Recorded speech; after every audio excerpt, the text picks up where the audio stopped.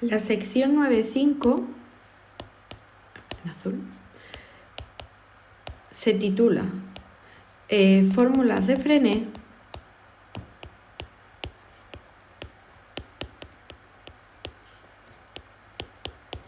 curvatura y torsión.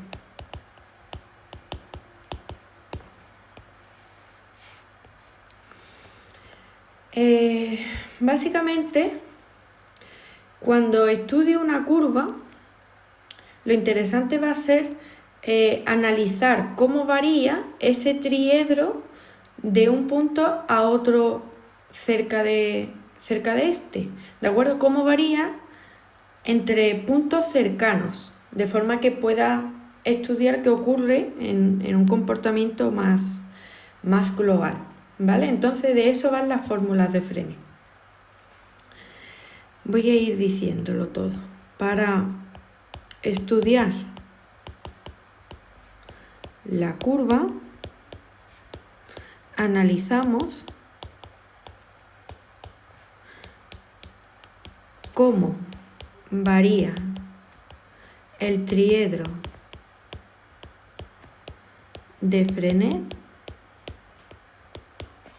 al pasar de un punto a otro próximo.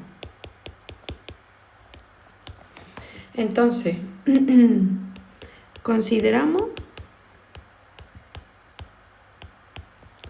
la curva respecto al parámetro arco.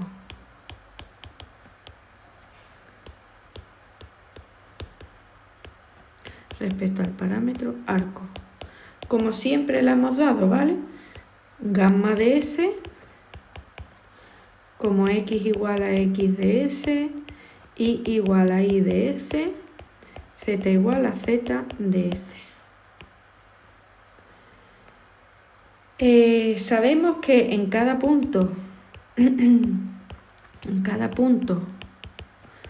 de la curva tenemos definidos el triedro de Frenet, es decir, el vector tangente en S, el vector normal en un punto S y el vector binormal. Y estos tres vectores forman una base. Igual que IJK, cuando lo tenemos centrado en el origen, en realidad el triedro de Frenet forma una base que está sobre la propia curva. Al pasar a un punto próximo,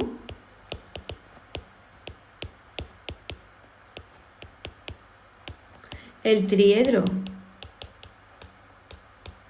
de Frenet cambia. Como depende de S, cambia. Y sabemos que la variación de cada vector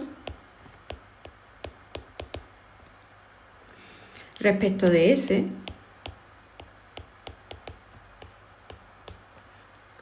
viene dada por su derivada.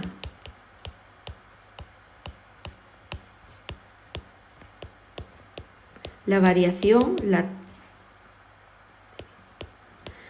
variaciones, los cambios, siempre vienen dados por la primera derivada. ¿Vale? Este vector tangente, y darle. El vector tangente, su derivada es el cambio. La derivada del tangente en S respecto de t. El normal, la derivada del normal respecto de t, no, perdonadme, que está respecto del parámetro arco, así que esto es respecto de S. Y el binormal igual, el cambio viene dado con la derivada del binormal respecto de S.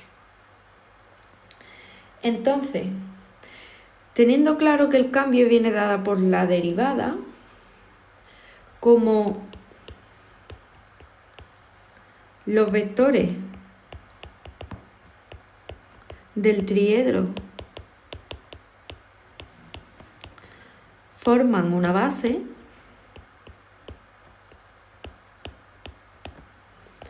sabemos que los vectores de variación, los de la primera derivada, tendrán unas coordenadas respecto de dicha base del tema 3. Esto lo sabemos del tema 3.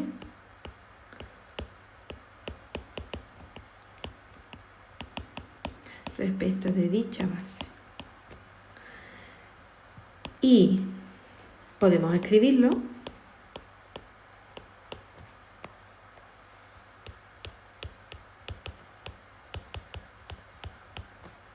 como una combinación lineal de la base, es decir, del tangente, del normal, del binormal. Quedándome, por ejemplo, escribiéndolo en general, que la variación del tangente, que sabemos que es la derivada del tangente respecto de S, lo puedo expresar como combinación lineal, las coordenadas A11 del tangente, A12 del normal, A13 del binormal. Y lo mismo todos, el normal, que es la derivada del normal respecto de S, se puede escribir como A21 del tangente, A22 del normal, A23 del binormal. Y la variación del binormal la puedo escribir como A31, la coordenada respecto del tangente, A32, la coordenada respecto del normal, y A33, la coordenada respecto del binormal. Este es el tema 3.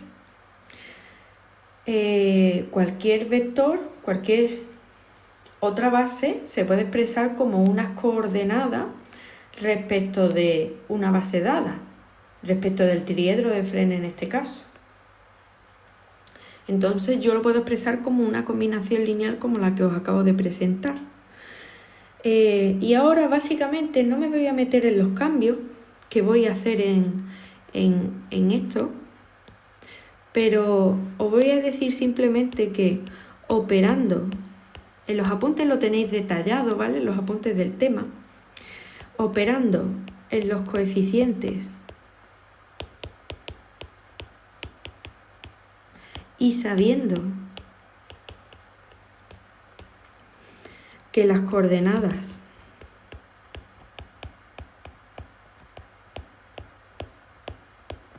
de un vector respecto de una base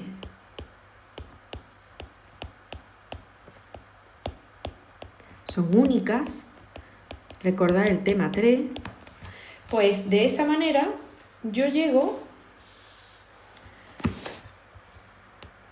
podemos escribir la expresión final de la variación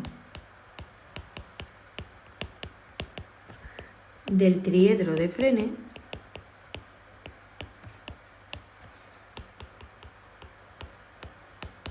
como, fijaros a lo que voy a llevar este sistema que tengo aquí, acabaría siendo de esta manera. La variación del tangente es kappa por el normal. Los demás se me han hecho 0. La variación del normal es menos kappa por el tangente más tau por el binormal. Y la variación del binormal es menos tau por el normal. Y esto de aquí se conoce como las fórmulas de Frenet.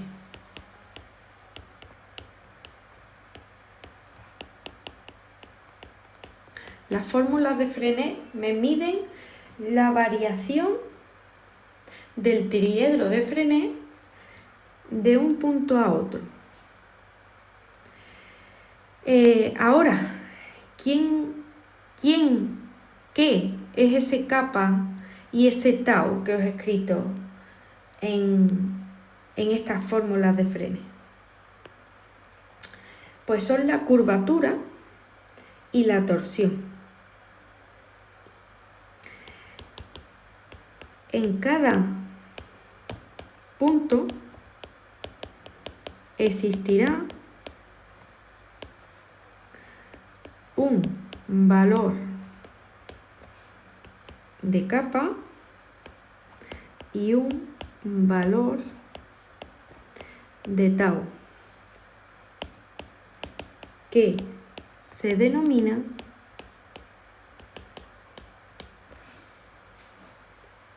curvatura y torsión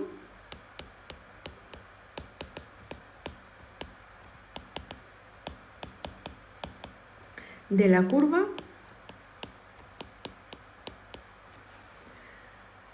en cualquier punto o en un punto, en cada punto. ¿De acuerdo? En cada punto tendré una curvatura y una torsión. ¿Cómo se calcula? Pues fijaros, la curvatura es el módulo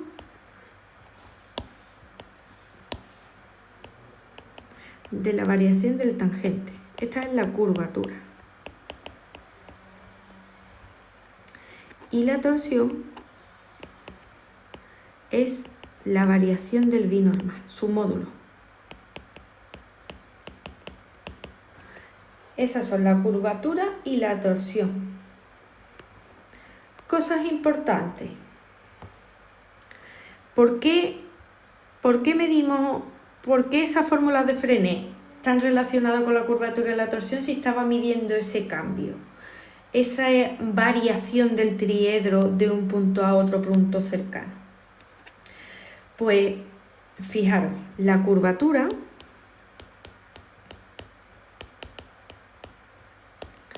ese kappa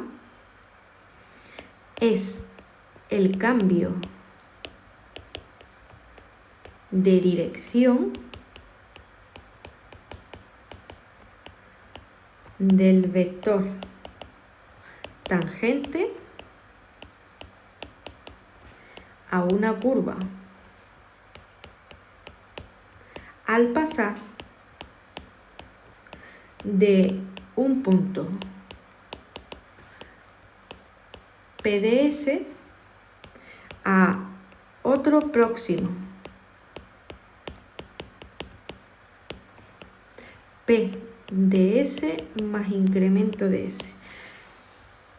Está muy cerquita, ¿vale? Por eso le he puesto incremento de S, porque es una medida muy pequeñita, un paso muy pequeñito cerca de S.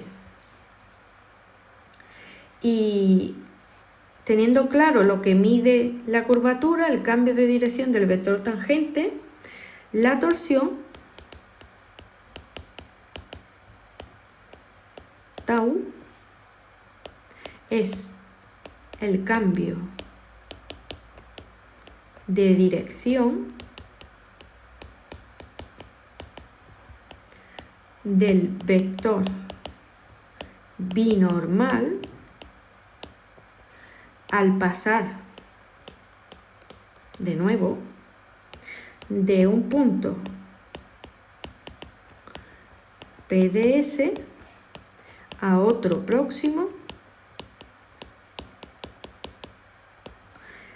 P de S más un incremento de S. Entonces la torsión me mide el cambio de dirección del binormal. Las inversas de la torsión y curvatura son también muy importantes, de hecho tienen nombre. A las inversas de la curvatura y la torsión se les llama radio de curvatura, es ese 1 partido del kappa, y radio de torsión, que será 1 partido de tau. Y hay ciertos casos particulares que nos permiten, estudiando la curvatura y la torsión, nos permiten obtener propiedades, incluso distinguir de qué curva se trata.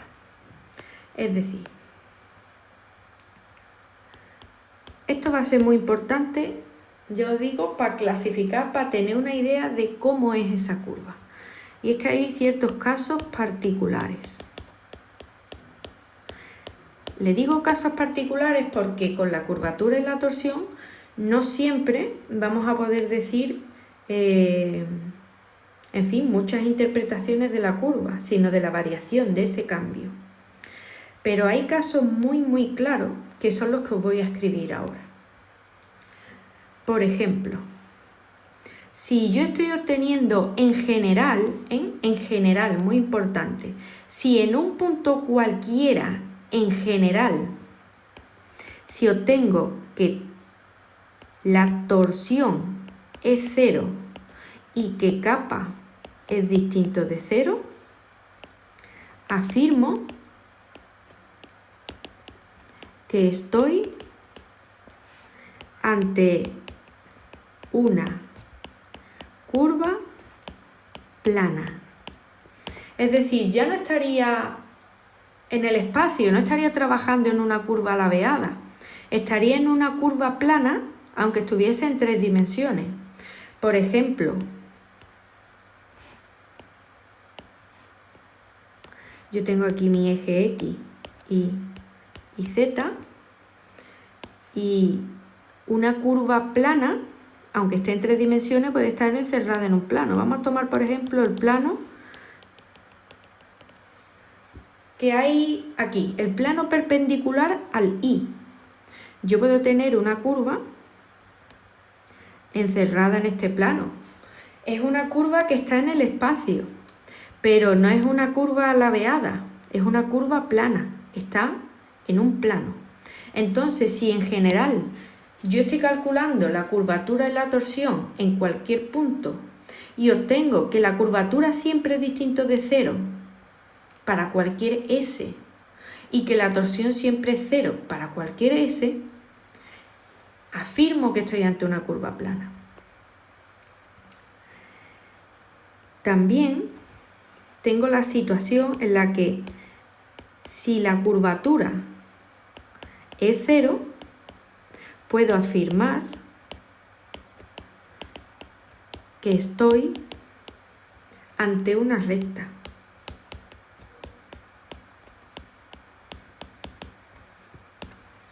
La curva será una recta.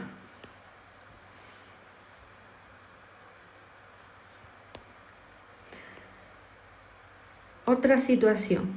Si kappa y tau son constantes no nulas, ¿de acuerdo? Si en cualquier punto S de la curva la curvatura y la torsión son unos valores constantes, distintos de 0, afirmo que la curva es una hélice.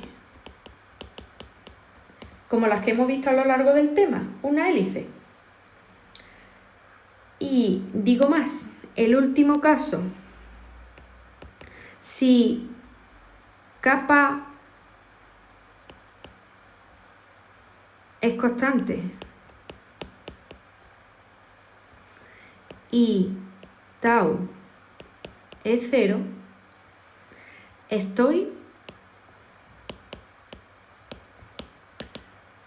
que se trata de una circunferencia.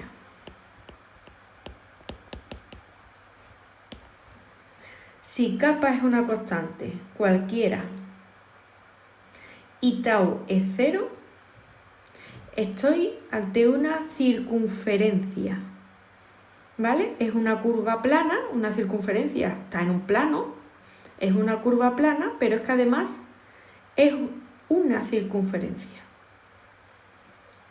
Entonces, estos 4 casos que os he presentado son unas situaciones muy específicas de la curvatura y la torsión que me permiten pues decir ciertas cosas de la curva, sin siquiera haberlas representado.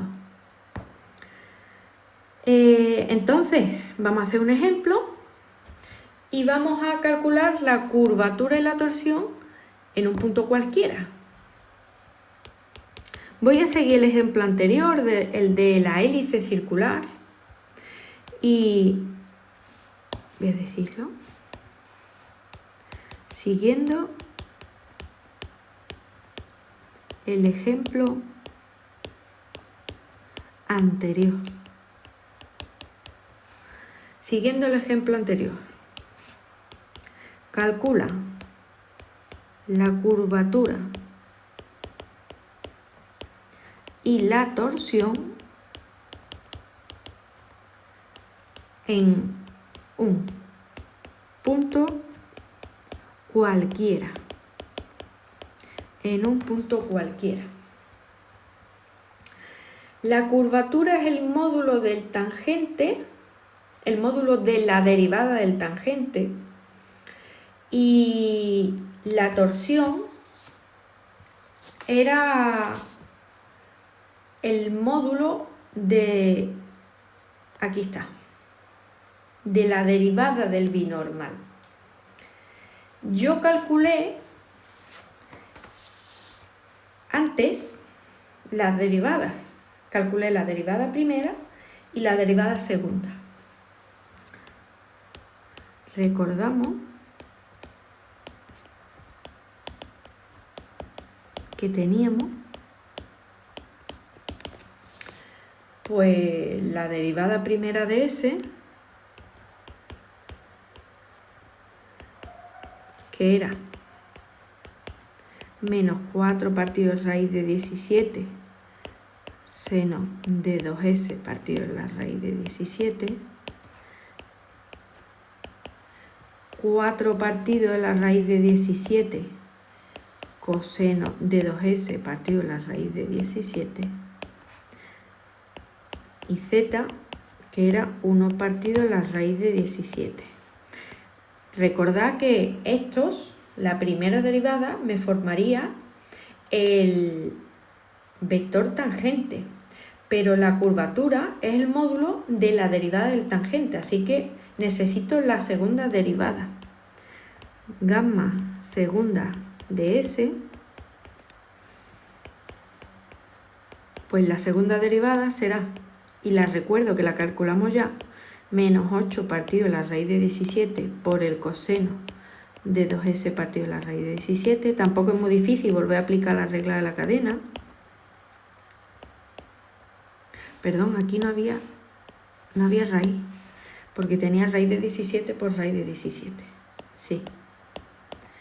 Aquí tengo el seno de 2S partido de la raíz de 17. y 0. Por tanto, si la primera derivada era el vector tangente, la segunda derivada era la derivada del vector tangente. La curvatura será, pues, k de s es el vector tangente derivada su módulo. Por tanto, el módulo de la segunda derivada, es decir, menos 8 partido de 17 coseno de 2s partido de la raíz de 17, este está al cuadrado, menos 8 partido de 17 seno de 2s partido de la raíz de 17, todo al cuadrado, más ese 0 al cuadrado. Ahí está el módulo. Pues aquí tengo ese 8 partido de 17 al cuadrado. Os estáis dando cuenta que puedo sacarlo factor común y tendría coseno de 2s partido de la raíz de 17 al cuadrado más el seno de 2s partido de la raíz de 17 al cuadrado. Coseno al cuadrado más seno al cuadrado vale 1, así que esto estaría multiplicando por 1 y simplemente me queda 8 partido de 17. ¿De acuerdo? Realmente no tenía por qué hacer ese cuadrado porque el cuadrado se me va a ir con la raíz, solamente tengo que tener cuidado con el signo menos, que el cuadrado me lo pone positivo. Entonces, bien, ya tengo aquí calculada la curvatura. 8 partido de 17, constante. Es una hélice circular. Yo ya me esperaba que saliera constante. En un punto cualquiera, a pesar de que lo estoy haciendo en un punto cualquiera, k de s, me ha salido una constante. Recordad el caso que os puse antes.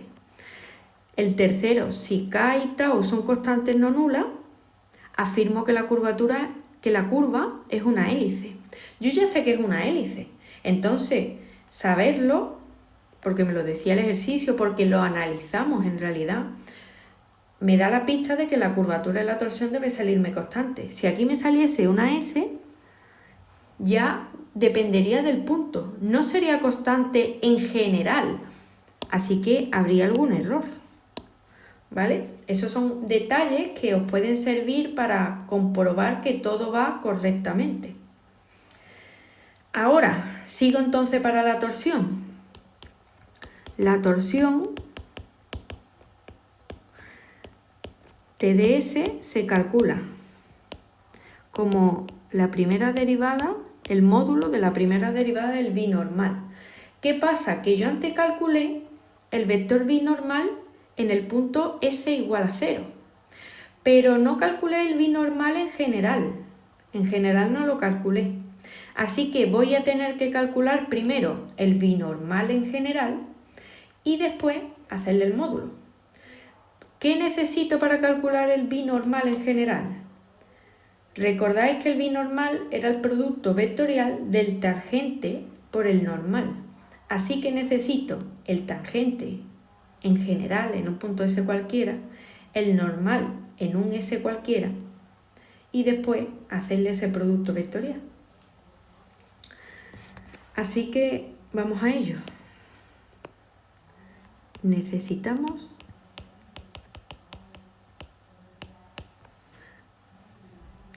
algunos cálculos